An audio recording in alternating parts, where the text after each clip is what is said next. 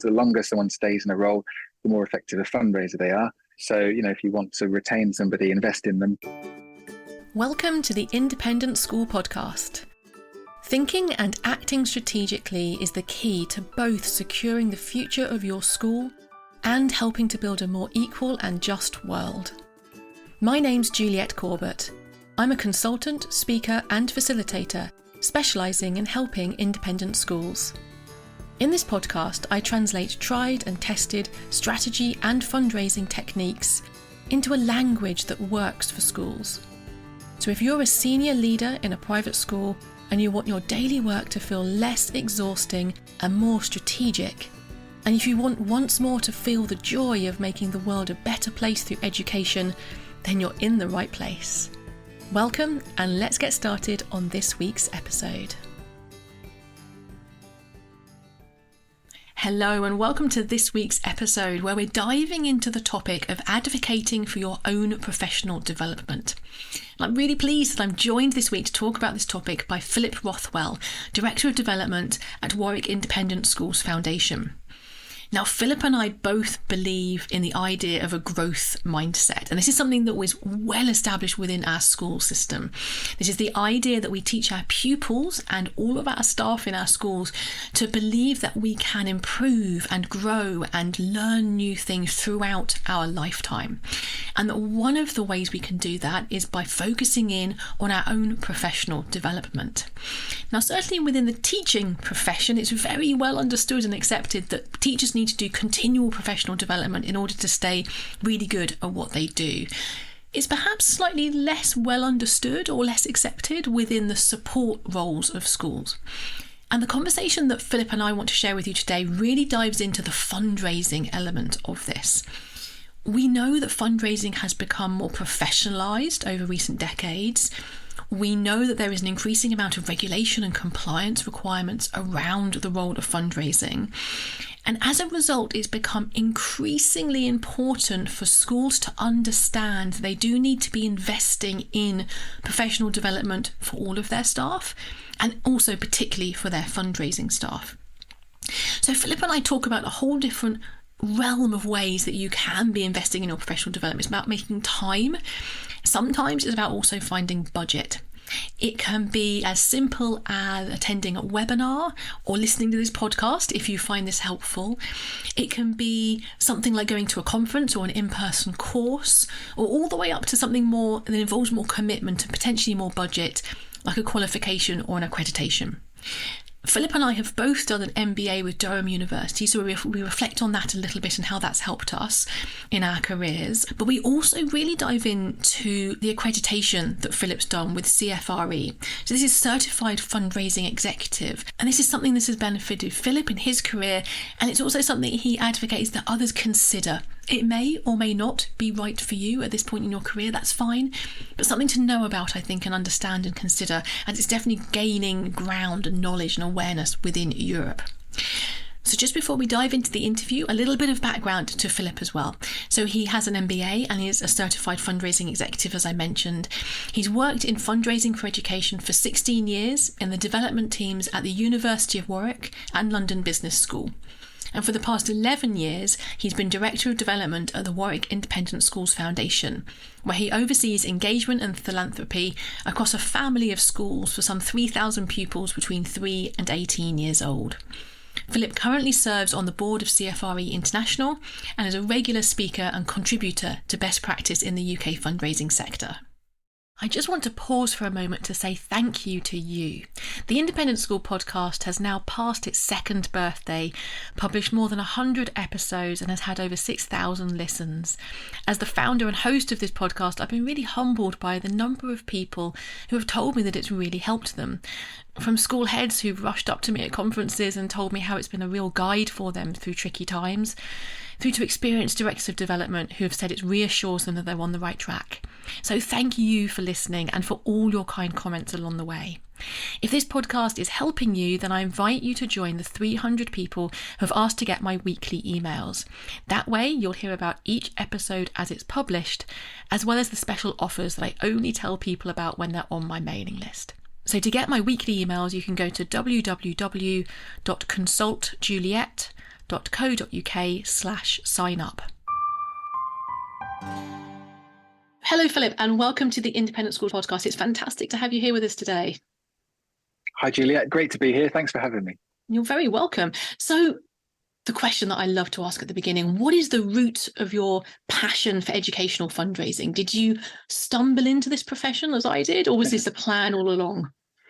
Oh, yes, I did stumble into it. I mean, I always liked raising money in schools from the very youngest age. I was about 6 or 7 in my primary school, and I did a food drive for my local dog shelter. And I remember collecting food. And I know it's not educational fundraising, but I just really enjoyed sort of encouraging my classmates to bring a tin of dog food in and stack them all up in the assembly hall. Of course, it wasn't so good when in a PE lesson someone knocked it all down, but it was a great experience into fundraising. But then really my sort of passion for educational fundraising come about because I benefited from an assisted place to come to Warwick School when I was about 11 years old.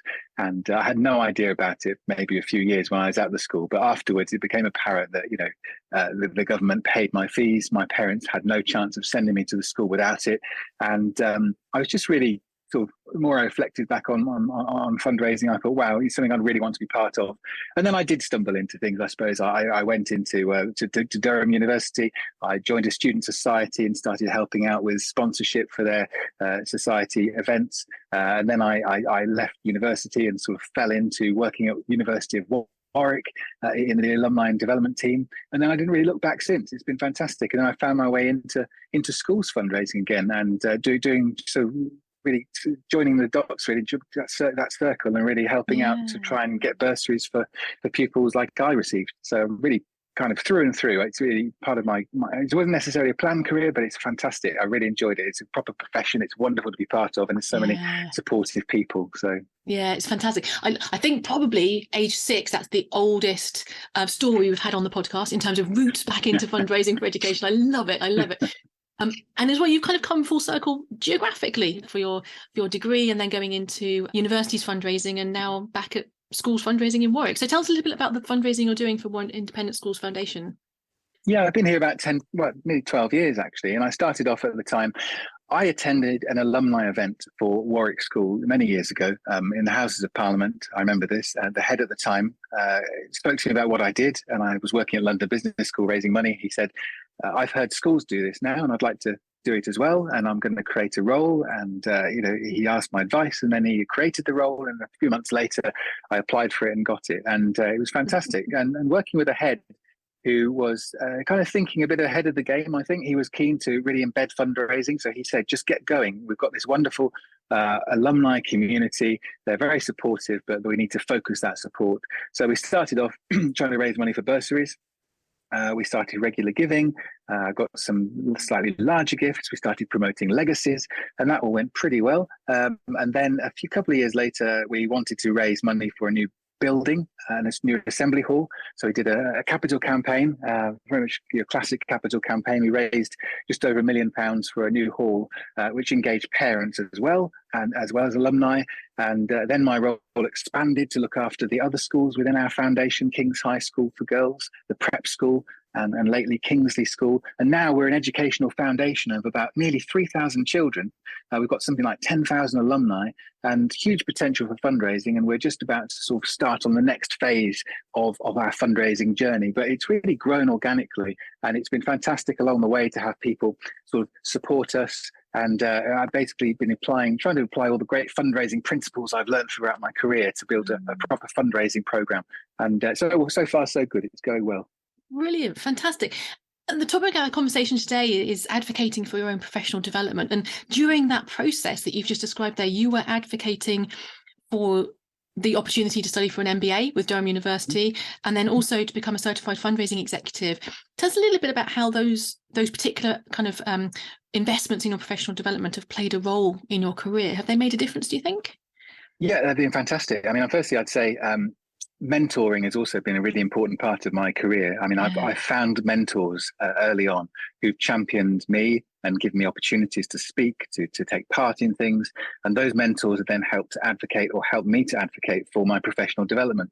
I experienced a really great relationship with a head teacher a few years ago who he was at the school. He's no longer at the school, but we discussed openly about where I wanted to take my career. And I wanted to focus on, I've always wanted to do an MBA and focus on a business administration, strategy, and apply all those business tools to working in schools. And we talked openly about it, and we talked about the benefits to me, but also to the school. And then we worked out a plan together so that I could study my MBA at the same time as working at the school. And I wrote parts of my MBA on the school. So it's really, again, sort of that two-way process, having an open conversation with my boss who really wants me to do well and develop in my career. And of course, in turn, that helps the school. And then not too long ago, I became a certified fundraising executive. It's quite a well-known designation in the States. There's something like 7,500 CFREs around the world, most of them in North America, but it's growing in the UK. And it's an opportunity to certify your knowledge. So rather than a qualification, it certifies that you raise money, that you've passed an exam, that you hold yourself to the highest standards of ethics, and you have to recertify every 3 years. And again, that was something the school was very keen to be part of. It's not known very much in the UK, but the fact that I hold myself to that standard, I think was appreciated by the school, and they were willing to help invest in that and give me the time to do it as well. So again, it's just open conversations, showing the benefit to the school and to you, and not forgetting yourself. You have to, I think, as a fundraiser, especially in schools, not forget to invest in your own time, because we're so stretched normally. But I mean, if we don't invest in ourselves, we can't grow. And I think that's the biggest thing we need to focus on, in becoming better in our careers. I find it fascinating that obviously we work in education. The whole purpose of education is that we expand our horizons outwards. And that's kind of what you did in your MBA, kind of looking outside of the sector and seeing what else is out there that you can utilize to enhance things. And I actually did my MBA at Durham as well, although we didn't meet at the time. We met kind of years afterwards on an alumni event. But it's that sense of the MBA acts to sort of broaden your perspective and take ideas from the business world or ideas from the public sector and see how they might apply within education. And then the certified fundraising executive certification is much more of a focused thing, but a much more deep dive into your professional experience within that particular field. And I wonder whether you feel there's sort of a dual purpose to the professional development we do. Some of it is about getting deep into the best practice of our particular area, and some of it is opening up ideas from other sectors. There's a dual element to this, isn't there, I think? No, definitely. I mean, the MBA was fantastic because you could apply principles from outside the sector into schools. And I think, one of my marketing modules was about the admissions process of the school and how that also connects with development. It was fascinating to bring that knowledge in and apply the reading, in the different case studies to a school, which not many other people on my MBA course were doing, because they were all working in private companies, for example. But then the CFRE, I mean, the CFRE, to get the CFRE in the first place, you have to sit a 200 question multiple choice exam. Each question on that exam is referenced against a fundraising text. And if you look in the world of fundraising, I mean, who have we had speak at IDP recently? People like Professor Adrian Sargent, Jen Shang. I mean, there's tremendous body of work and knowledge and research into fundraising that we could really delve deep into. And I think that's another thing that fascinates me, because I think in the past, when I first started fundraising, the head at the time might have said, oh, it's a bit of luck. You just go and ask a few people. But there's a real technique and a real process by which you can be a good fundraiser. And there's a huge body of knowledge out there. So you can I really like you said, yes, that dual purpose, that broad, bringing things in from outside the sector to help you improve, but also really getting to the meat of your career and really delving into the thinking behind it, because there's so much in fundraising and philanthropy, and the better we are at it, we can apply these to our day-to-day lives. But again, I keep saying it's very hard. We're working full-time jobs, many of us. We're as stretched as it is in small teams. So how can you do that? You need to invest in your own development. You need to get other people to buy into it. You need other people to believe in you, to support you, because it does help the organization in the long run. Absolutely. So there's a couple of different things you need, isn't there? There's budget from somewhere, and then there's time. And we're going to talk about budget in a minute, but first of all, time. Do you find that there's almost like a mindset shift that you're going to try and carve out time in your week. Maybe it's within your working hours, maybe it's on that kind of shoulder at the beginning and end of the working day. Specifically, do you have a routine for that, or a way that you do that instinctively, or how have you managed to carve out time to keep up to date with these things? Well, there's different sort of levels, isn't there? I mean, I can we haven't talked about IDP in detail, but I love IDPE. They send out these weekly digests, and I also subscribe to Case Things. I subscribe to different fundraising blogs, and I dip in. I mean, there's another great blog I have to give a shout out to, Christian Proper, with his Proper fundraising blog. And your podcast. I mean, how hard is it to stick the earphones in and go for a walk or take a break at work and listen to one of your podcasts, and then that instantly broadens your horizons and your thinking. So, I mean, if you're passionate about this sector, which most of us are that work in it, it's very easy to maybe just pick up ideas here and there. And then, of course, you do have to carve out the time if you're going to be more formalized, like do the MBAs like you did and I did. You've got to really carve out time to do that deep thinking and research and reading. And of course, I'd argue that if you're interested in something, you find the time. I mean, sometimes I found myself getting up an hour earlier or staying up later, and it's not a chore, is it? It's a joy. We enjoy doing it because it really helps us. I think. But if it is a chore, and if you don't want to do it, if you feel like you have to drag your heels, in doing all of this, maybe it's not the right thing. But if you enjoy a subject, I think it's just easy to read around it and easy to just live it and breathe it. I agree 100%. I remember for my MBA, actually, sometimes was wishing it would go more slowly so that I had more time to give to it, because I was enjoying it so much. I think you're right. If you're doing professional development of any particular type and it feels like a chore, I think the first question is, why am I doing this? Okay, maybe it is worth a little bit of a slog to get a particular set of letters after your name, and that does then open up opportunities. That's fine sometimes, but generally speaking, if you're not enjoying it, probably you're not heading in the right direction, either because the content or the professional route that you're on isn't right, or maybe just the format of what you're trying to do isn't quite right for you at that moment. So I think you're right. Follow your instincts, and that growth mindset, it can be kind of fulfilled in multiple different ways. Don't feel you have to follow one path to do that. I think there's also different levels. I mean, you can, if you're just starting out in your career, if someone's listening to this and they've just started in schools fundraising or any fundraising, there's things you can do. You can dip in and out of things, and when you're getting more serious, you can then advocate for your development. But I mean, you can get started right away. I mean, you don't always have to go straight for a big MBA or anything like that. And again, I haven't necessarily found that the MBA or the CFRE, the letters, have made a difference in my career personally. I mean, it's great to have the CFRE because it shows that you hold yourself to the highest standards of philanthropy. But I mean, in the UK, it's not that well known. I mean, but the knowledge I gain from it is important. So if you're doing it, like you said, just for the letters, it's probably not worth it. But if you're doing it for the subject matter, but whatever level you're at, whatever stage of your career, I think you can and you should invest in yourself and think and read around and just develop and try to get better. Be that talking to people, going to a regional meeting at IDPE, or taking notes at a conference, or listening to your podcast, or whatever it is. I think there's opportunities to grow. Absolutely. And slightly selfishly, I love hearing when people find the podcast useful from that point of view, because it's quite a lot of work to do the podcast. But it's actually a way that I get to give myself a rhythm for my own professional development, to ensure that I've got interesting new things to be talking about on the podcast, and it helped me to formulate what I'm thinking.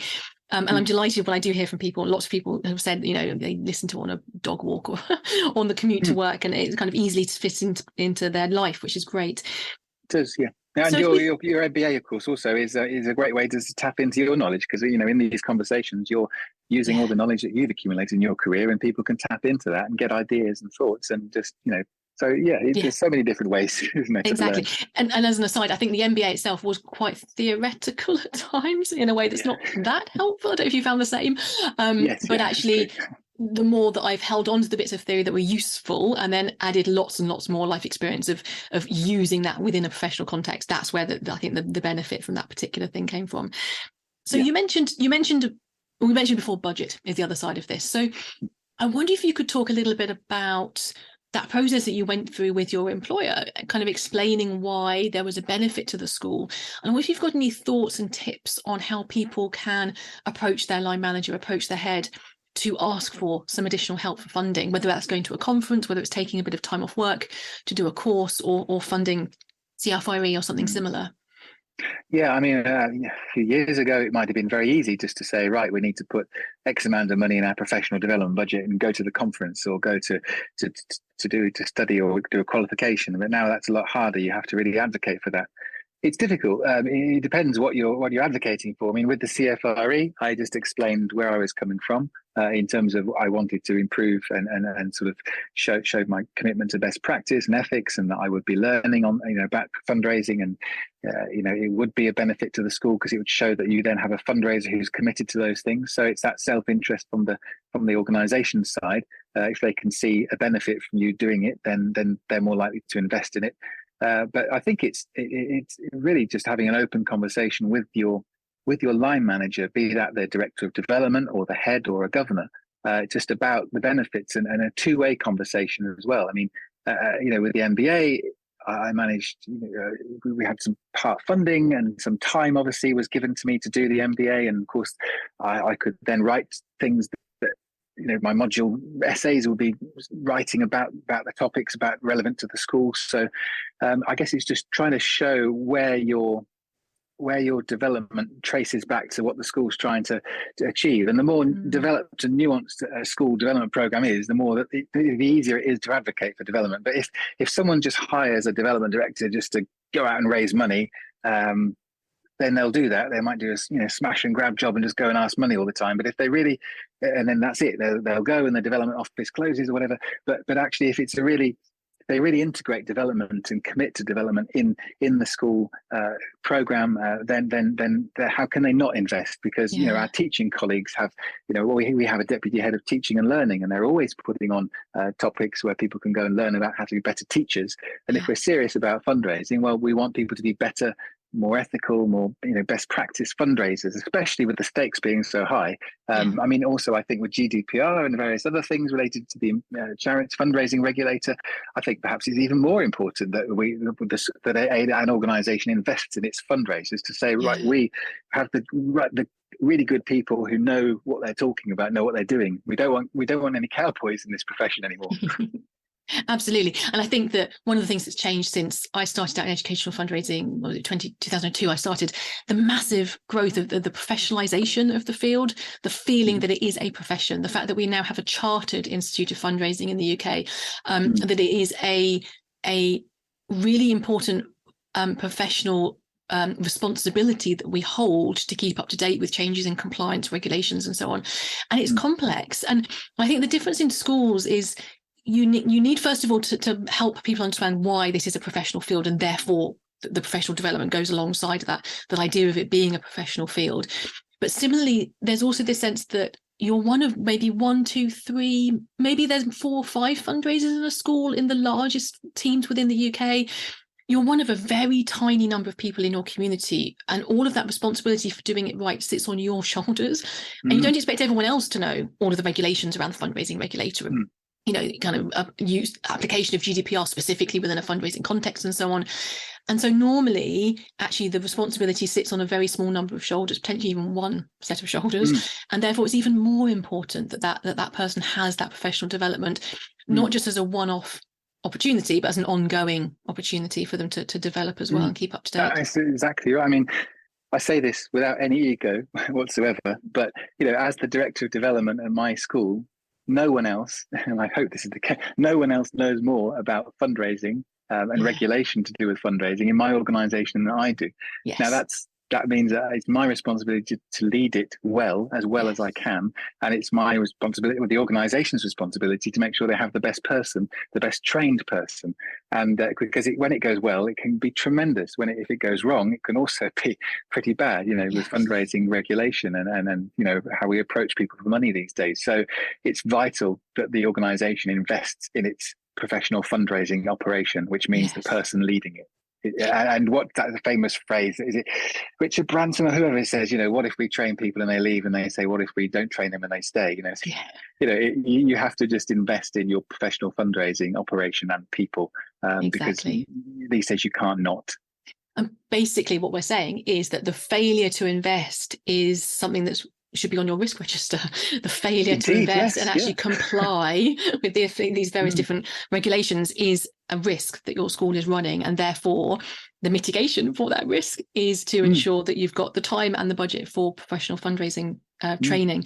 So you mentioned there, yeah, absolutely. What if they're not trained and then they stay? I think the opposite is often true within directors of development. We, in particular, in fact, all development staff, we tend to have quite a high turnover.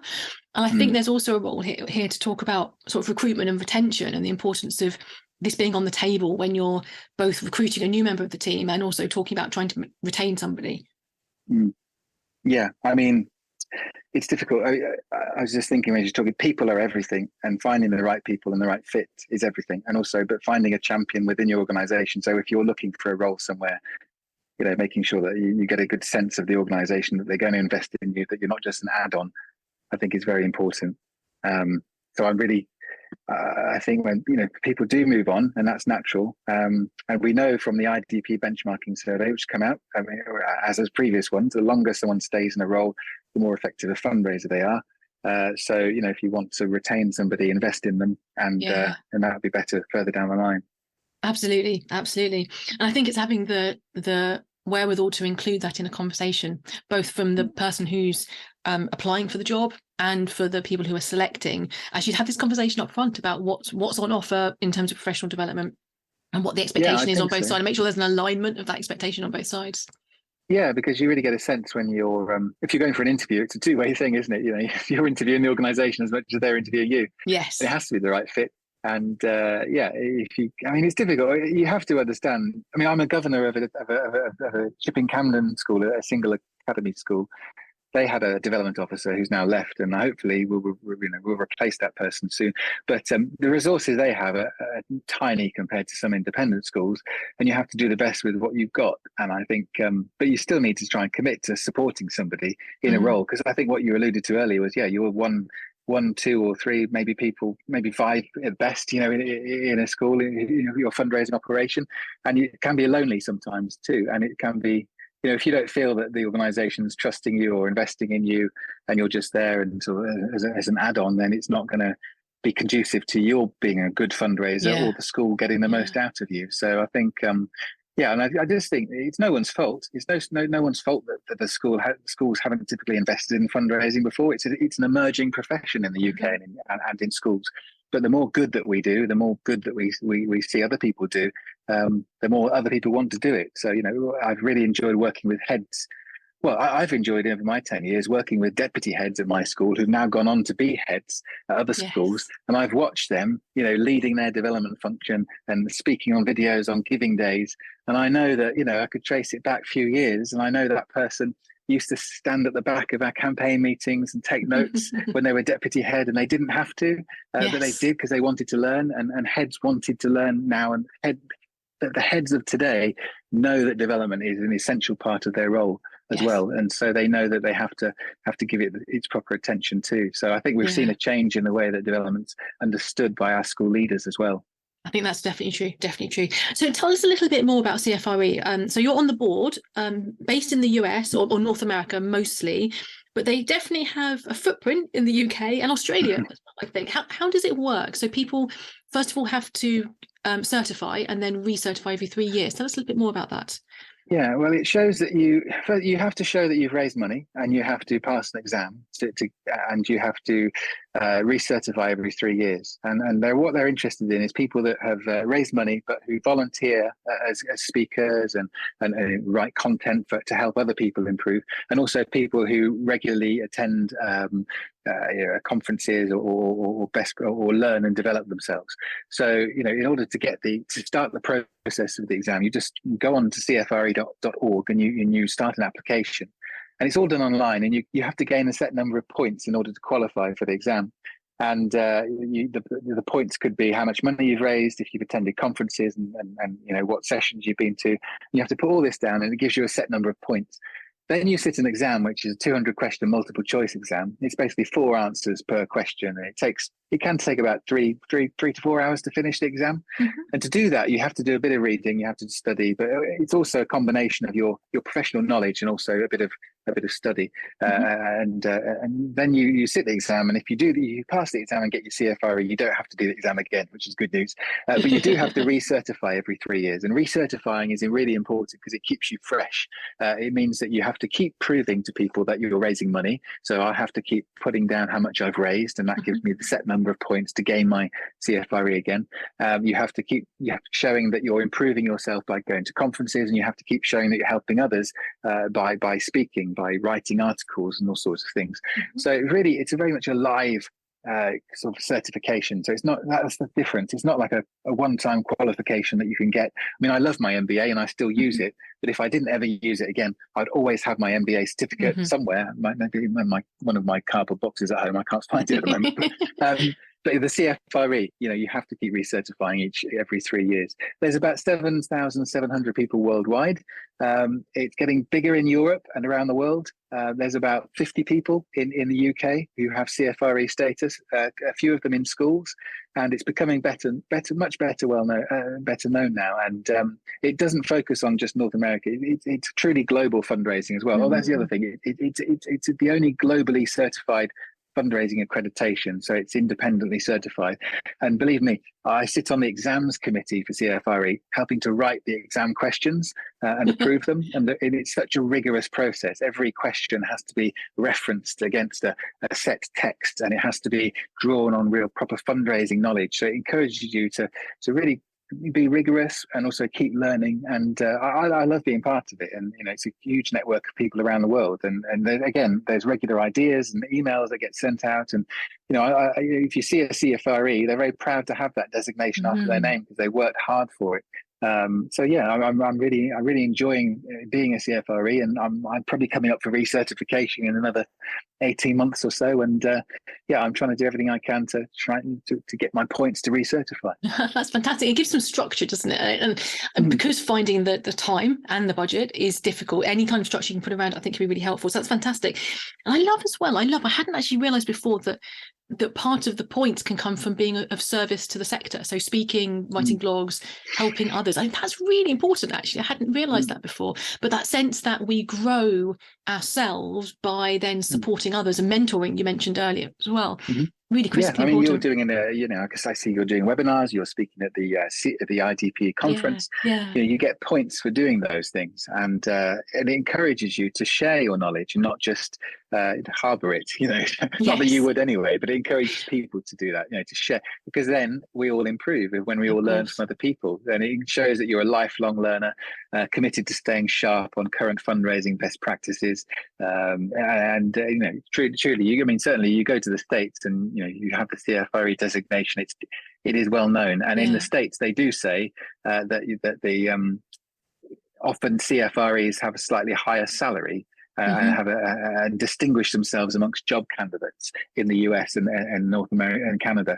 Perhaps less so in the UK. I mean, I couldn't argue that necessarily CFRE helps in that regard yet.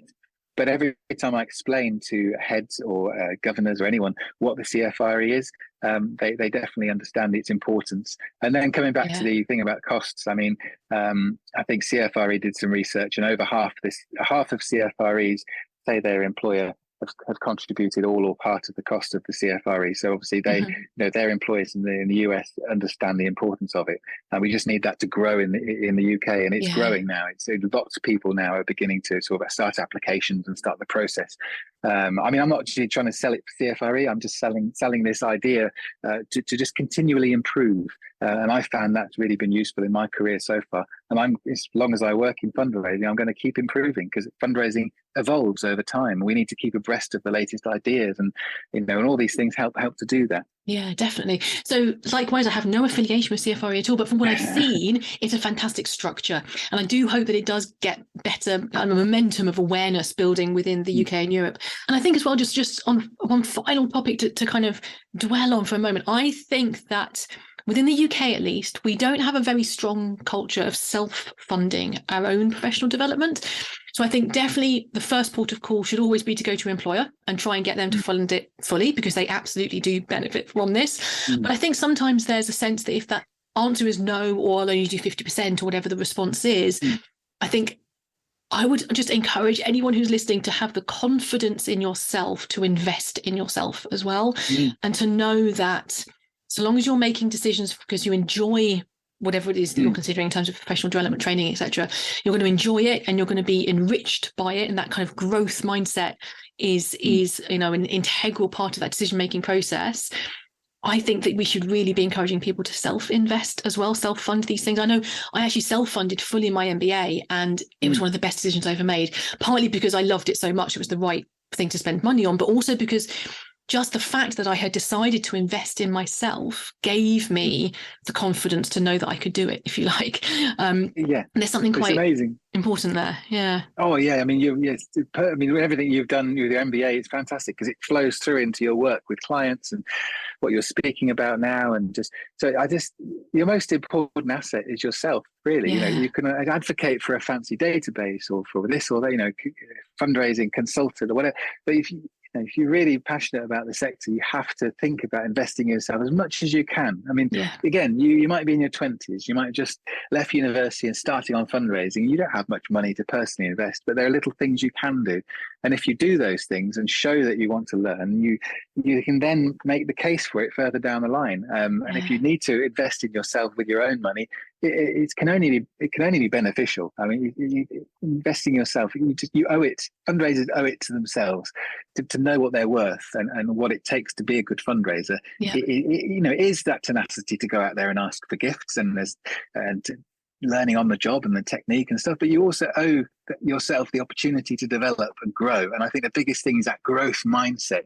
That's how we improve as individuals and help to then improve the sector around us. Yeah. And you just reminded me as you were talking there, back in my 20s, when I first started in this career, I bought myself a fundraising book published by Case. And because it was shipped across from the US, it was about £50. And it was a very expensive book, most expensive book I'd ever bought it for myself. And I was sitting on my desk and I was reading at lunchtime and my boss noticed. So, I didn't know if he bought that. Obviously, he didn't realise that we'd signed off on the budget. No, got it myself. He went, oh, okay. Anything interesting? I went, actually, yes. And kind of went off on a tangent entirely. And then the following year, I said, oh, I really want to do the Case Spring Institute. It's quite a lot of money. It's more in the thousands kind of level. Yeah. And he said, yeah, that book really had a payoff for you. Let's talk about it. So he realised that I had invested. It wasn't much money, it's £50. It felt like a lot of money at the time in a book.